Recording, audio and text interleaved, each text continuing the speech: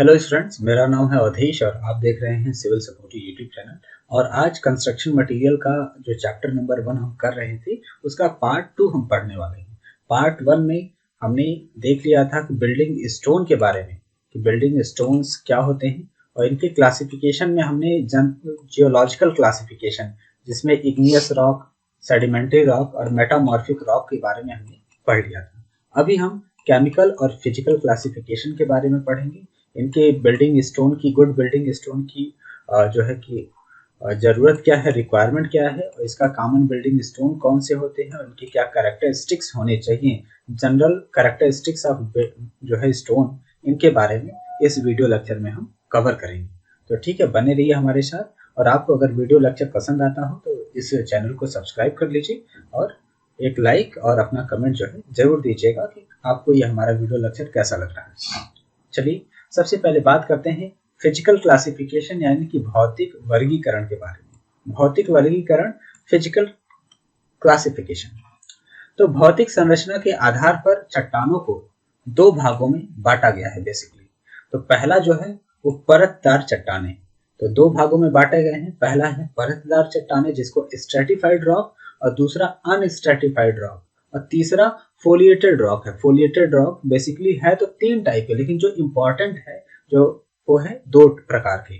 और क्योंकि foliated rock अभी जब मैं बताऊंगा तब वहां पे समझिएगा, ठीक है, क्योंकि वो इम्पोर्टेंट क्यों नहीं है, ठीक है, वो मैं आके डिस्कस कर दूंगा। अभी पहले बात करते हैं कि परतदार चट्टानें यानी कि स्ट्रेटिफाइड रॉक के बारे में, कि इस प्रकार की चट्टानें परत के रूप में बनती हैं, परत के रूप में निकाली जाती हैं। यानी कि जो स्ट्रेटिफाइड रॉक होते हैं वो परत के रूप में ही बनती हैं और जब इनको यूज के लिए, इंजीनियरिंग कार्य के लिए अगर हम ये रॉक निकालते हैं तो परत के रूप में भी आसानी से निकाल लेते हैं। जैसे पुराना जो घर गाटर पटिए का घर बनता था, तो जो पटिया होता था, देखा होगा कि पटिया जो है कि बिल्कुल फ्लैट प्लेट की तरह जो है आसानी से मिल जाता है, तो वो स्ट्रेटिफाइड रॉक है। ठीक है, किसी चट्टान को जो है कि आरी से काटा नहीं गया है कि एकदम प्लेट के रूप में कटे। वो स्ट्रेटिफाइड परतदार चट्टानें होती है, एक एक परत को हम उचाड़ के लेकर आते हैं, उनको काट के और पटिया बना देते हैं और फिर उसे छत ढालते हैं। ठीक है, तो वो क्या है, परतदार चट्टानें हैं। तो ये जो परतदार चट्टानें हैं बेसिकली सेडिमेंट्री रॉक होती हैं। सेडिमेंट्री रॉक जिसमें लाइम स्टोन या फिर सैंड स्टोन, ये सब जो है स्ट्रेटिफाइड रॉक के एग्जाम्पल्स हैं।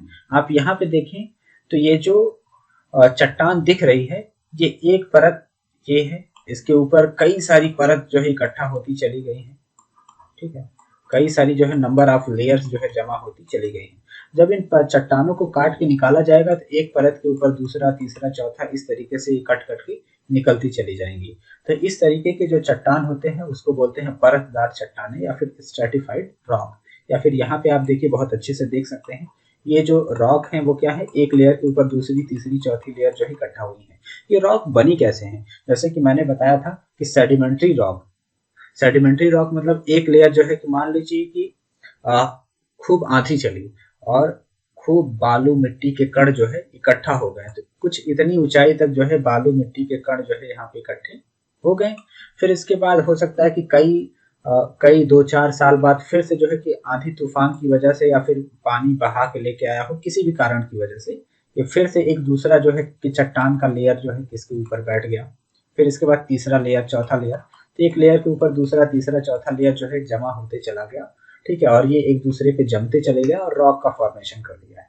तो एक परत के ऊपर दूसरी परत, यानी कि परत के ऊपर परत के रूप में जो है कि जो चट्टानें जमा होती है वो परतदार चट्टानें कहते हैं। ये फिजिकल क्लासिफिकेशन में क्यों रखा गया? क्योंकि इसको हम सामने से देख के, ठीक है, तुरंत हम बता देते हैं कि ये परतदार चट्टान है। ठीक है, तो इसलिए फिजिकल क्लासिफिकेशन में रखा गया है स्ट्रेटिफाइड रॉक को। और दूसरा क्या है, परतहीन। ये क्या है, परतहीन चट्टानें, जिसको अनस्ट्रेटिफाइड रॉक बोले गए हैं। इस प्रकार की चट्टानों में परत नहीं बनती है, ये रवेदार या कणदार होते हैं। ठीक है, और ये जो इग्नियस रॉक होते हैं वह अनस्ट्रेटिफाइड रॉक का एग्जांपल है। जैसे कि इग्नियस रॉक कैसे बनता था, हमने बताया था कि जो लावा बाहर आके जमा हो जाता है, जब लावा बाहर आके जमा हो जाएगा तो पिघला हुआ लावा जब जमेगा तो उसमें कोई भी परत नहीं रहेगा, वो हमेशा एक साथ रहेंगे। तो देखिए ये जो पत्थर है इसमें कोई भी आपको परत देखने को नहीं मिल रहा है, तो ये जो एग्जाम्पल है वो अनस्ट्रेटिफाइड रॉक का है। तो जो सेडिमेंट्री रॉक होते हैं उनसे, सेडिमेंट्री रॉक जो होते हैं यानी कि जो अवसादी चट्टानें होती हैं वो परतदार चट्टानें होती हैं, जो आग्नेय चट्टानें होती हैं वो अनस्ट्रेटिफाइड रॉक यानी कि परतहीन चट्टानें होती हैं। जैसे कि ये चट्टान देखिए, इसमें कोई परत आपको देखने को नहीं मिल रहा है, तो ये सब चट्टानें जो है परतहीन चट्टानें।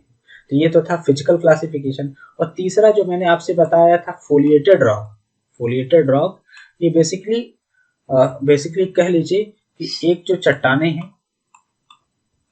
सेडिमेंट्री रॉक, ठीक है, जिसको सामने से देख के हमने बता दिया था कि ये तो परतदार चट्टानें हैं। फिर यही जो चट्टानें हैं वक्त के साथ जो है, यही जो चट्टानें हैं वक्त के साथ सेडिमेंट्री जो रॉक होती हैं वही तो कहीं ना कहीं मेटामॉर्फिक रॉक में चेंज होता है। जो इग्नियस रॉक है वही तो मेटामॉर्फिक रॉक में चेंज होता है। वो चेंज कैसे होता है? एक परत के ऊपर दूसरी परत, कई सारी लेयर जो है जमा होती जाती है, तो जो नीचे वाली परत होती है वो दब दब के जो है कि वो इकट्ठा चिपक के बेसिकली सीमेंटेशन होके जो है कि जम के कठोर होके मेटामॉर्फिक में बनती है। तो जो मेटामॉर्फिक में जब बनती है तो एक साथ कुछ इस तरीके की चट्टानें बन जाती हैं जिसको हम बोलते हैं अनस्ट्रेटिफाइड रॉक, ठीक है। तो अभी जब चट्टान जो है एक साथ इकट्ठा होके नहीं बना है, इस स्ट्रेटिफाइड रॉक से यानी कि स्ट्रेटिफाइड रॉक से अनस्ट्रेटिफाइड रॉक में जब चेंज हो रहा है, उसके जो बीच का जो स्टेज होता है वो होता है फोलिएटेड रॉक, ठीक है। और ये फोलिएटेड रॉक इनके बीच का स्टेज है, इसलिए जो है कि इतना इंपॉर्टेंट नहीं है, केवल दो ही पार्ट में हमने क्लासिफाई किया है। क्योंकि बीच का स्टेज है तो कोई कहेगा कि नहीं ये तो स्ट्रेटिफाइड है, कोई कहेगा नहीं ये तो अनस्ट्रेटिफाइड रॉक है, क्योंकि बीच का तो डिसाइड नहीं हो पाएगा, है ना। तो इसलिए तो उसको बोल दिया गया है फोलिएटेड रॉक, जिसको आप कंफ्यूजन में है, आप डिसाइड नहीं कर सकते कि ये देख के कि स्ट्रेटिफाइड है कि अनस्ट्रेटिफाइड।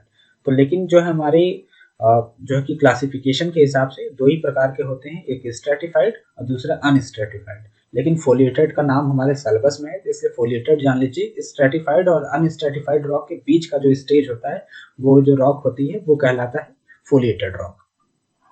फिर इसके बाद फिजिकल क्लासिफिकेशन के बाद केमिकल क्लासिफिकेशन, ठीक है, यानी कि रासायनिक वर्गीकरण की बात करते हैं। तो रासायनिक गुणों के आधार पर निम्न प्रकार से इनका वर्गीकरण किया गया है। पहला है सिलिकामय चट्टानें, ठीक है, सिलिकामय चट्टानें।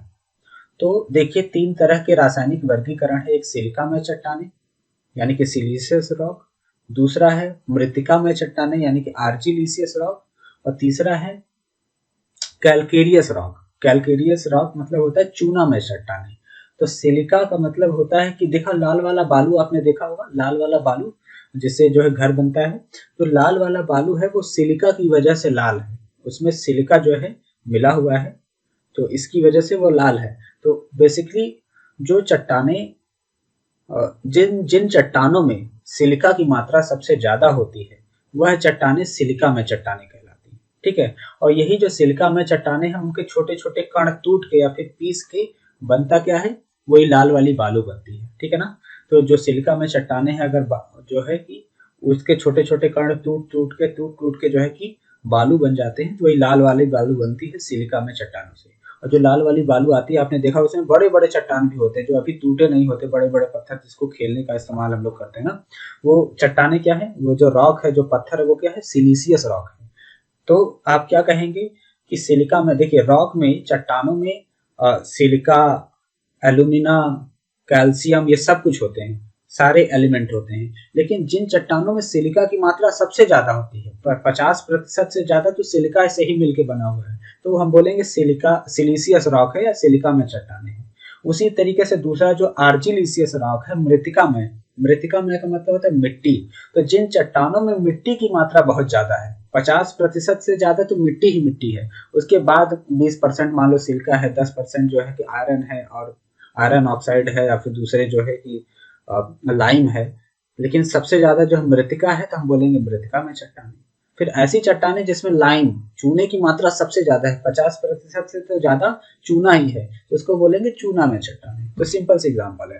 रासायनिक वर्गीकरण में क्या है, रासायनिक गुणों को देख के उसके आधार पर इनका वर्गीकरण किया गया है।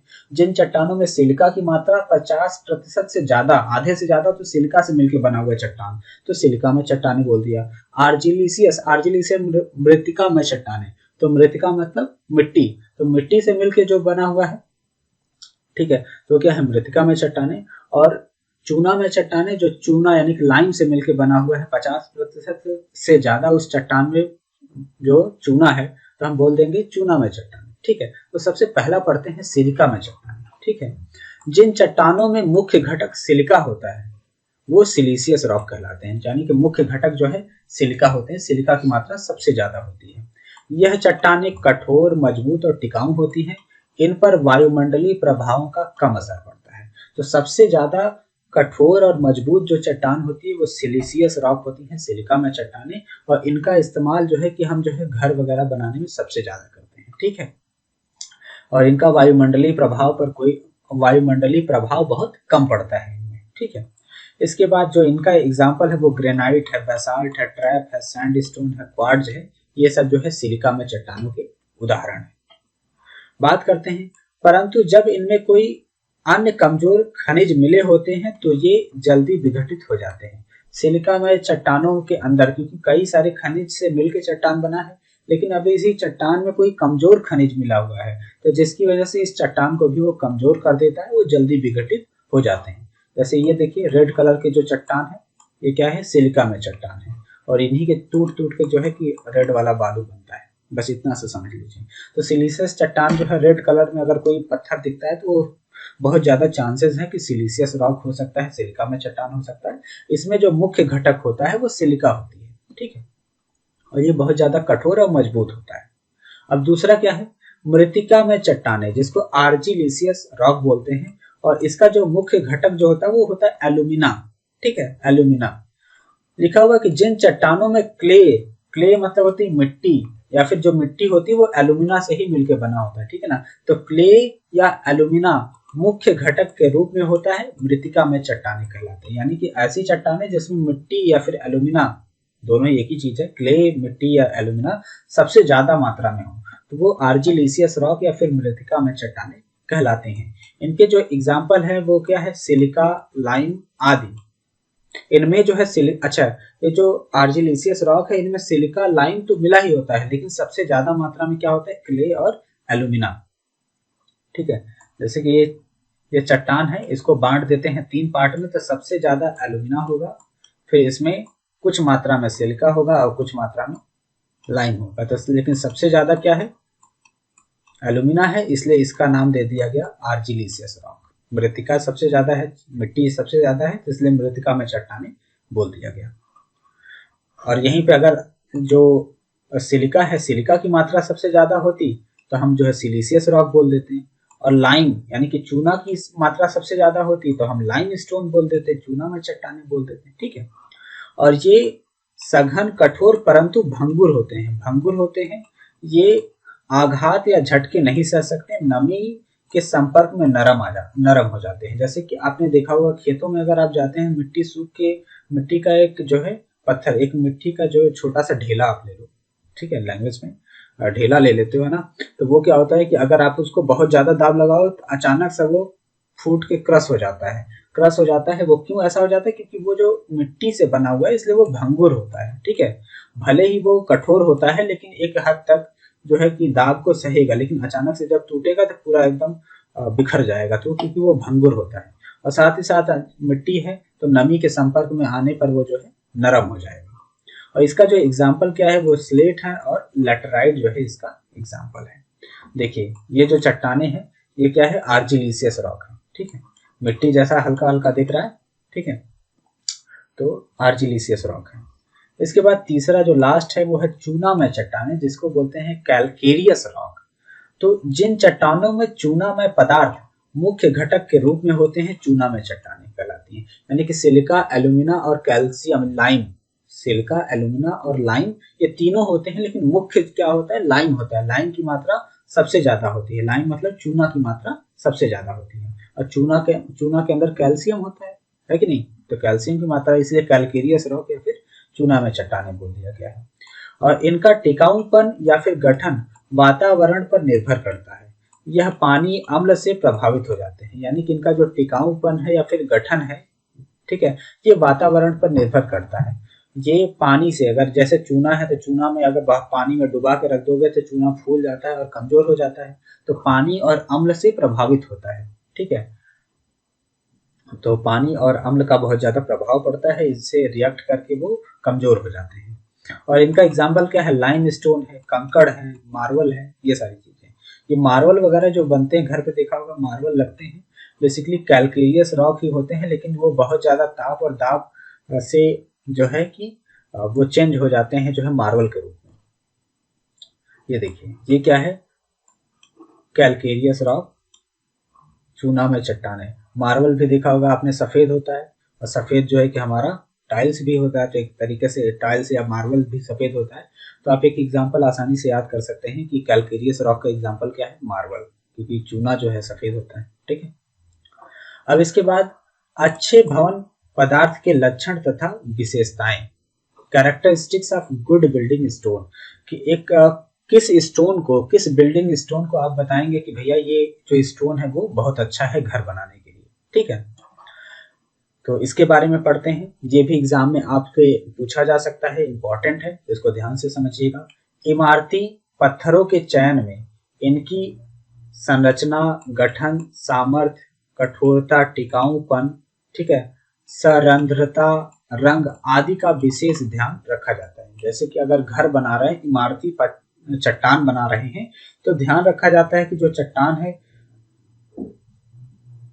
जो स्टोन है, उसका संरचना कैसा है, गठन कैसा है, उसकी मजबूती कैसी है, कितना कठोर है, कितना ज्यादा टिकाऊ है। अब ऐसा तो है नहीं कि जो है कि ऐसा चट्टान जो है आर्जिलिसियस चट्टान लगा दिया और छत के ऊपर जो है ना, बिछा दिया, और कल को बारिश वगैरह होती है, नम होके वो कमजोर हो गई, टूट गई। ठीक है, या फिर चट्टान बिछा के हमने जो है कि अपना वो गाटर पट्टी वाली जैसे बात कर रहे हैं, तो छत बना दिया, बारिश हो रही है तो नमी की वजह से उससे पानी टपक रहा है, उसमें रंध्रता ज्यादा है, छिद्र ज्यादा है। ठीक है, तो ऐसा तो नहीं होना चाहिए। तो एक अच्छे भवन के लिए कैसा स्टोन होना चाहिए, उसके बारे में बात करते हैं। सबसे पहले इसके रूप के बारे में बात करते हैं, इसके अपीयरेंस के बारे में, कि देखने में कैसा लगना चाहिए।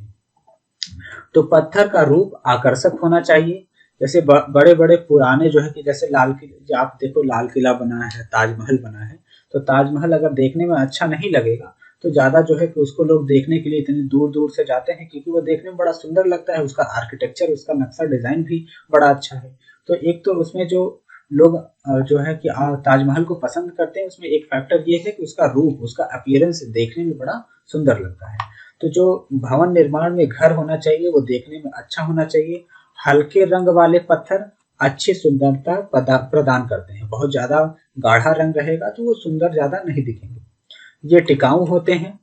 ग्रेनाइट, संगमरमर, स्लेट या फिर चूना पत्थर, ये सब जो है अच्छे माने जाते हैं घर बनाने के लिए। दूसरा क्या है, इनकी संरचना कैसी होनी चाहिए इन पत्थरों की। तो जो पत्थर होते हैं वो स्ट्रेटिफाइड, नॉन स्ट्रेटिफाइड हो सकते हैं। संरचना क्रिस्टलाइन, रवेदार या फिर होमोजीनियस एंड क्लोज ग्रेन होनी चाहिए।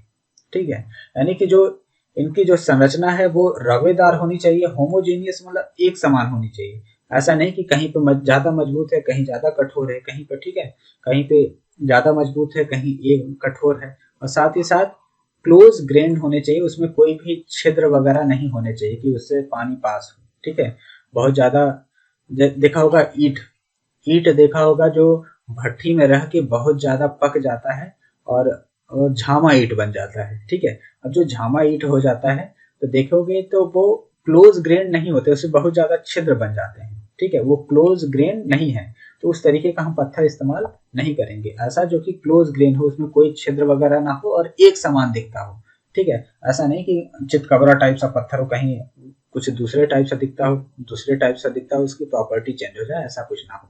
तो उसका स्ट्रक्चर जो है स्ट्रेटिफाइड या अनस्ट्रेटिफाइड हो सकता है। वो एक समान दिखने वाला समांग होना चाहिए और क्लोज ग्रेन होना चाहिए। इसके बाद उसका टेक्सचर, तो सतह तोड़ने पर समान, साफ तथा चमकीली दिखनी चाहिए। ठीक है, जैसे टाइल्स बिछाते हैं तो वो क्या है, जो सतह है वो एक समान है, साफ और चमकीली दिखाई देनी चाहिए। ठीक है, तब हम घर में उसका इस्तेमाल करेंगे।